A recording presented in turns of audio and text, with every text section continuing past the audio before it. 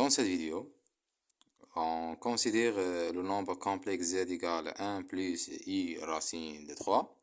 On détermine le modèle, on détermine l'argument et on détermine la forme trigonométrique, la forme exponentielle et le conjugué de z. Le conjugué de z. Le conjugué de z. On a z égale 1 plus i racine de 3. Donc, on appelle la forme A algébrique. Donc, la partie réelle de z, on note RE de z égale à 1. Et la partie imaginaire, on note I, M de z, ça égale à la racine de 3. Donc, le conjugué de z, on note cette notation. Ça égale à quoi? 1. Et on multiplie l'image de z fois moins z. Donc, on obtient moins i racine de 3. Le modèle de z. Le modèle de z. On a z égale à quoi? Égale à 1 plus i racine de 3. Donc, le modèle de z égale la racine, la partie réelle au carré, c'est-à-dire 1 au carré, plus la partie imaginaire au carré, c'est-à-dire la racine de 3 au carré, égale la racine de 1 plus 3, égale racine de 4. Racine de 4, ça égale 2. Donc, le modèle de z égale à 2. La forme trigonométrique.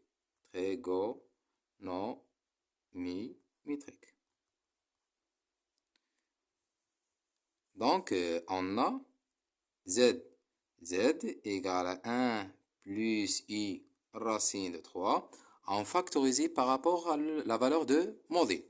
On a le modèle de z égale à quoi? Égale à 2. On factorise par rapport à 2. On obtient 1, on divise par 2, plus i racine de 3 sur 2. Ça égale 2 fois. Pour déterminer la forme trigonométrique, on détermine l'angle θ tel que cos de θ égale 1 sur 2 et sinus de θ égale racine de 3 sur 2. Dans ce cas, on obtient cos de θ plus i sinus de θ. Donc, cos de θ égale à 1 sur 2 et sinus de θ égale à racine de 3, c'est-à-dire un θ égale à quoi? Égale à P sur 3. Donc, il est P sur 3, P sur 3. Donc, la forme trigonométrique de z égale à quoi? Il est 2 fois cos θ, il est P sur 3, plus i sinus θ, il est P sur 3. L'argument de z. Donc, on a l'argument de z, ça égale à P sur 3. Et donc, l'argument de z concret, P sur 3 modèle de P.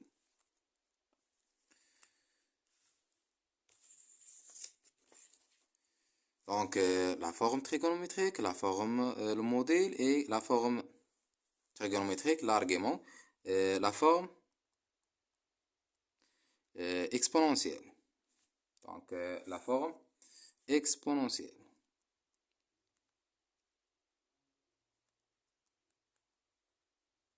Exponentielle de z. Donc, pour déterminer, on applique la relation suivante. L'exponentielle i θ égale à quoi?